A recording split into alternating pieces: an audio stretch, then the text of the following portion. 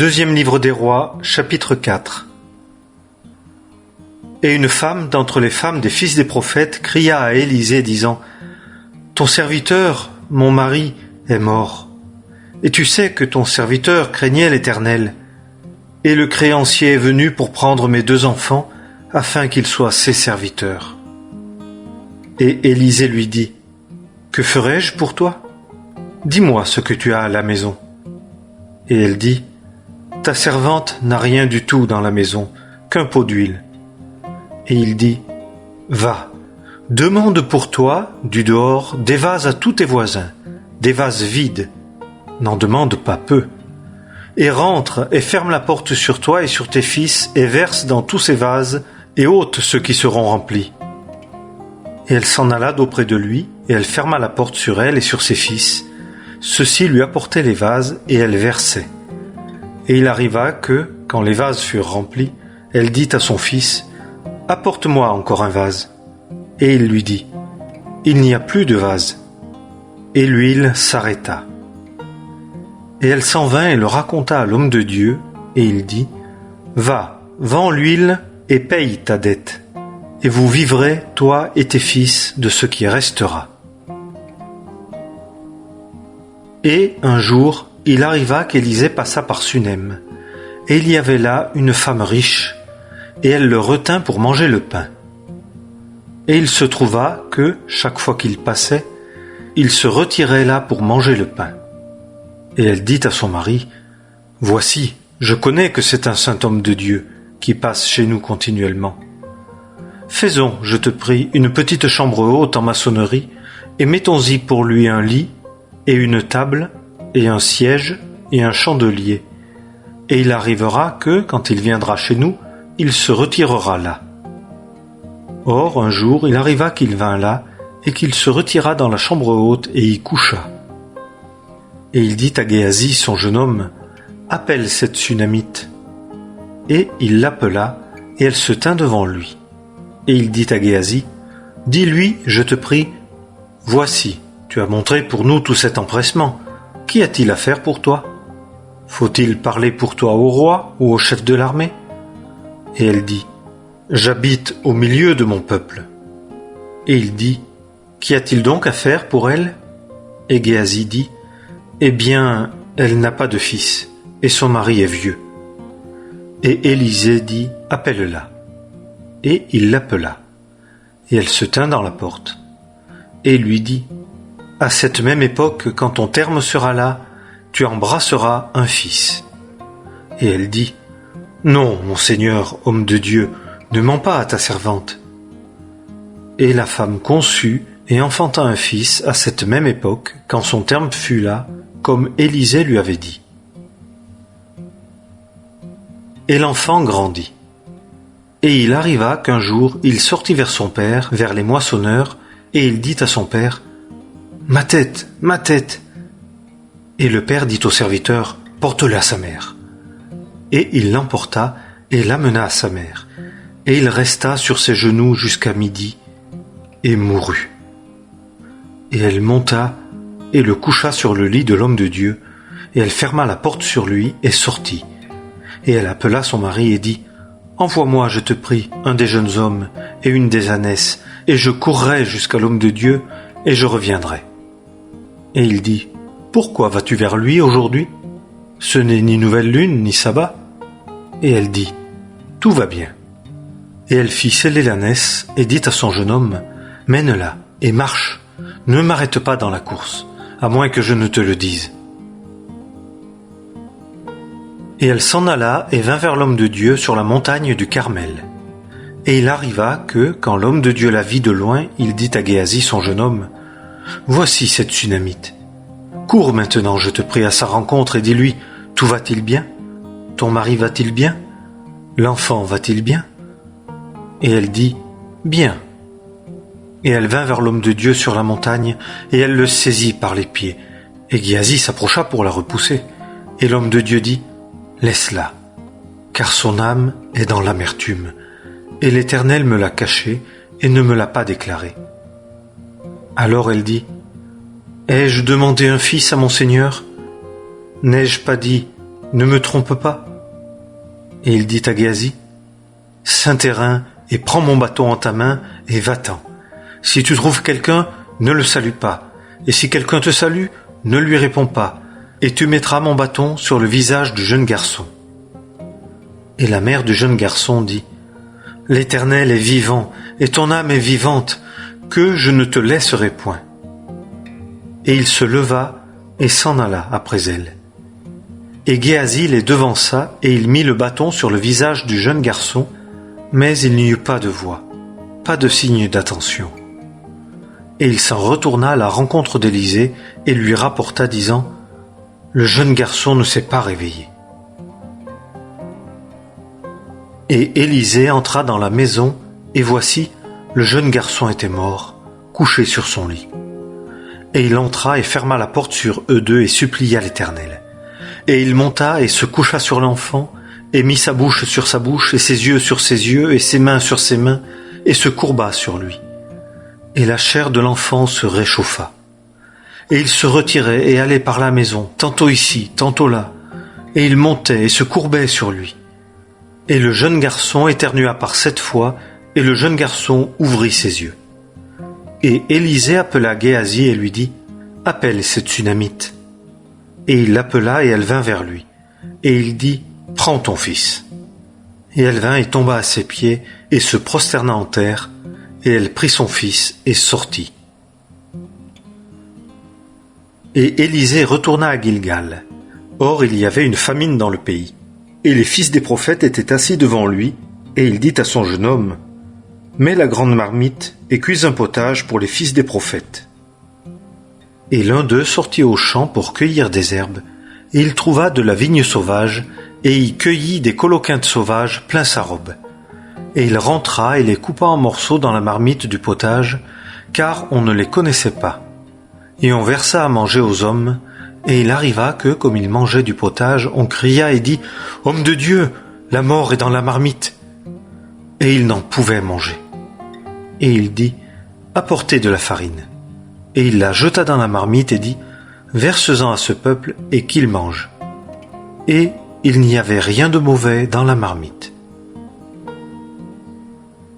Et il vint de Baal-Shalisha un homme qui apporta à l'homme de Dieu du pain des premiers fruits, 20 pains d'orge et du grain en épi dans son sac. Et Élisée dit, « Donne cela au peuple, et qu'il mange. » Et celui qui le servait dit, « Comment mettrai-je ceci devant 100 hommes ?» Et il dit, « Donne-le au peuple, et qu'il mange, car ainsi dit l'Éternel, on mangera et il y en aura de reste. » Et il le mit devant eux, et ils mangèrent, et ils en eurent de reste selon la parole de l'Éternel.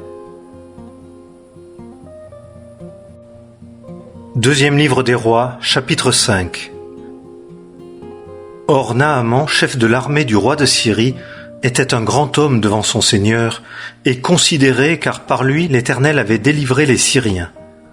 Et cet homme était fort et vaillant, mais lépreux. Et les Syriens étaient sortis par bandes et avaient amené captive du pays d'Israël une petite fille, et elle servait la femme de Naaman. Et elle dit à sa maîtresse, « Oh, si mon Seigneur était devant le prophète qui est à Samarie, alors il le délivrerait de sa lèpre. » Et Naaman vint et le rapporta à son Seigneur, disant, « La jeune fille qui est du pays d'Israël a dit ainsi et ainsi. » Et le roi de Syrie dit, « Soit, va, et j'enverrai une lettre au roi d'Israël. » Et il alla et prit en sa main 10 talents d'argent et 6000 pièces d'or et 10 vêtements de rechange.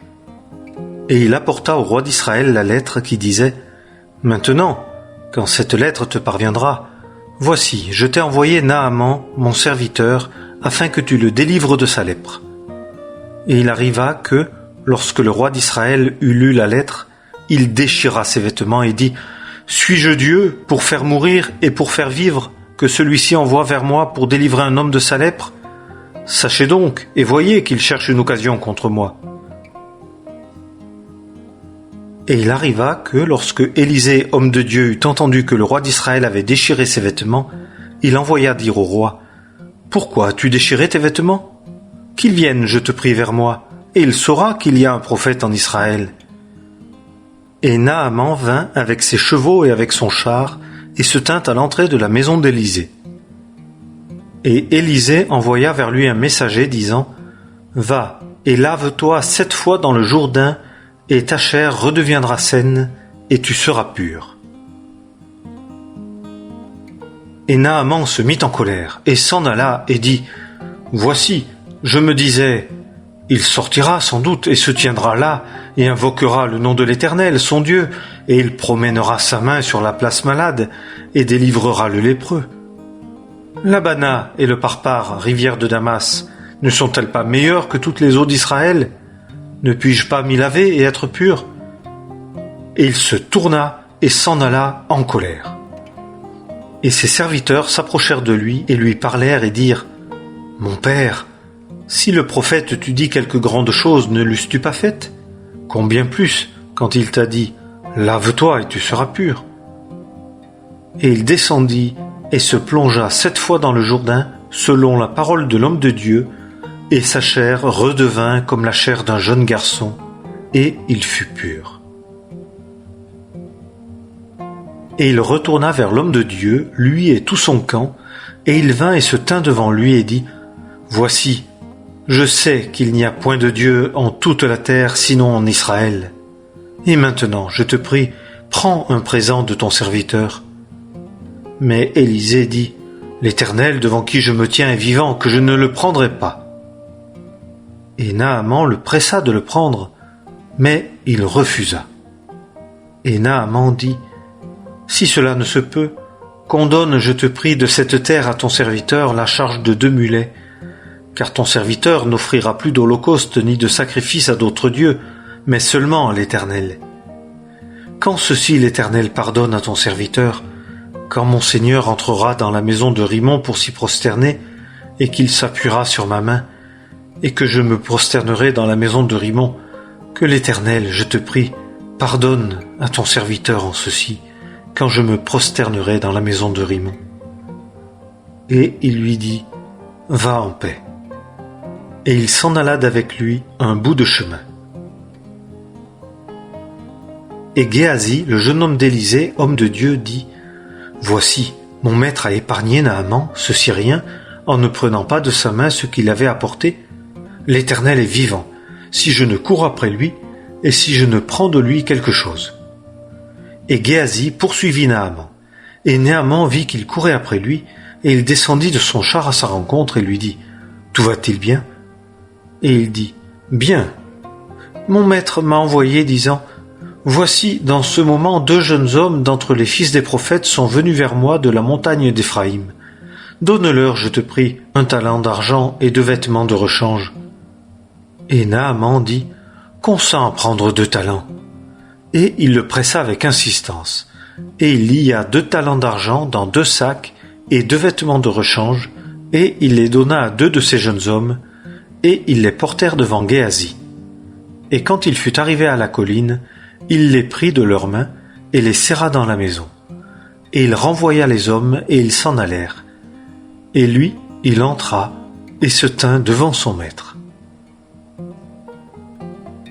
Et Élisée lui dit « D'où viens-tu, Géasi ?» Et il dit « Ton serviteur n'est allé nulle part. » Et Élisée lui dit « Mon cœur n'est-il pas allé quand l'homme s'est retourné de dessus son char à ta rencontre? Est-ce le temps de prendre de l'argent et de prendre des vêtements et des oliviers et des vignes et du menu et du gros bétail et des serviteurs et des servantes? La lèpre de Naaman s'attachera à toi et à ta semence pour toujours. » Et Géasi sortit de devant lui, lépreux, blanc comme la neige. Deuxième livre des Rois, chapitre 6. Et les fils des prophètes dirent à Élisée « Tu vois que le lieu où nous habitons devant toi est trop étroit pour nous. Allons, s'il te plaît, jusqu'au Jourdain, et nous y prendrons chacun une pièce de bois, et nous y bâtirons un lieu pour y habiter. » Et il dit « Allez. » Et l'un d'eux dit « Consens, je te prie, à venir avec tes serviteurs. » Et il dit « J'irai. » Et il alla avec eux, et ils vinrent au Jourdain et coupèrent des arbres. Et il arriva, comme l'un d'eux abattait une pièce de bois, que le fer tomba dans l'eau, Et il s'écria et dit, « Hélas, mon maître, il était emprunté. » Et l'homme de Dieu dit, « Où est-il tombé ?» Et il lui montra l'endroit. Et Élisée coupa un morceau de bois et l'y jeta, et fit surnager le fer. Et il dit, « Enlève-le. » Et il étendit sa main et le prit. Or, le roi de Syrie faisait la guerre contre Israël, et il tint conseil avec ses serviteurs, disant, « En tel et tel lieu sera mon camp. » Et l'homme de Dieu envoya au roi d'Israël, disant, « Garde-toi de passer par ce lieu-là, car les Syriens y sont descendus. » Et le roi d'Israël envoya au lieu au sujet duquel l'homme de Dieu lui avait parlé et l'avait averti, et il y fut gardé. Cela eut lieu non pas une fois, ni deux fois. Et le cœur du roi de Syrie fut agité à cause de cela. Et il appela ses serviteurs et leur dit, « Ne me déclarerez-vous pas qui d'entre nous est pour le roi d'Israël ?» Et l'un de ses serviteurs lui dit, « Personne, ô roi mon seigneur. Mais Élisée le prophète qui est en Israël déclare au roi d'Israël les paroles que tu dis dans ta chambre à coucher. » Et il dit, « Allez et voyez où il est, et j'enverrai et je le prendrai. » Et on lui rapporta, disant, « Le voilà à Dothan. » Et il y envoya des chevaux et des chars et de grandes forces, et ils allèrent de nuit et environnèrent la ville. Et celui qui servait l'homme de Dieu se leva de bon matin et sortit, et voici, une armée entourait la ville, et des chevaux, et des chars. Et son jeune homme lui dit, « Hélas, mon Seigneur, comment ferons-nous » Et il dit, « Ne crains pas, car ceux qui sont avec nous sont en plus grand nombre que ceux qui sont avec eux. » Et Élisée pria et dit, « Éternel, je te prie, ouvre ses yeux afin qu'il voie. » Et l'Éternel ouvrit les yeux du jeune homme, et il vit. Et voici, la montagne était pleine de chevaux et de chars de feu autour d'Élisée. Et les Syriens descendirent vers Élisée, et il pria l'Éternel et dit, « Je te prie, frappe cette nation de cécité. » Et il les frappa de cécité selon la parole d'Élisée. Et Élisée leur dit, « Ce n'est pas ici le chemin, et ce n'est pas ici la ville. Venez après moi, et je vous mènerai vers l'homme que vous cherchez. » Et il les mena à Samarie. Et il arriva, quand ils furent entrés à Samarie, qu'Élisée dit, « Éternel, ouvre les yeux à ces hommes afin qu'ils voient. » Et l'Éternel ouvrit leurs yeux et ils virent, et voici, ils étaient au milieu de Samarie.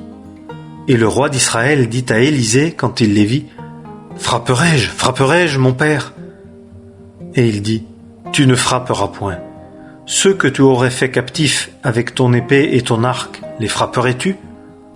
Mets du pain et de l'eau devant eux, et qu'ils mangent et boivent, et qu'ils s'en aillent vers leur Seigneur. » Et il leur prépara un grand festin, et ils mangèrent et burent, et il les renvoya, et ils s'en allèrent vers leur Seigneur. Et les bandes des Syriens ne revinrent plus dans le pays d'Israël. Et il arriva après cela que Ben-Hadad, roi de Syrie, rassembla toute son armée et monta et assiégea Samarie. Et il y eut une grande famine dans Samarie. Et voici, il la serrait de près, jusqu'à ce que la tête d'un âne fût à 80 sicles d'argent et le quart d'un câble de fiente de pigeon à 5 sicles d'argent. Et il arriva, comme le roi d'Israël passait sur la muraille, qu'une femme lui cria, disant, « Sauve-moi, ô roi, mon Seigneur !» Et il dit, « Si l'Éternel ne te sauve pas, comment te sauverai-je? Serait-ce au moyen de l'air ou de la cuve ?» Et le roi lui dit, « Qu'as-tu » Et elle dit, « Cette femme-là m'a dit, « Donne ton fils et nous le mangerons aujourd'hui, et demain nous mangerons mon fils. Et nous avons bouilli mon fils, et nous l'avons mangé. Et le jour après je lui ai dit, « Donne ton fils et nous le mangerons. » Et elle a caché son fils. Et aussitôt que le roi entendit les paroles de la femme, il déchira ses vêtements. Et comme il passait sur les murailles, le peuple le vit, et voici, il avait un sac sur sa chair en dedans.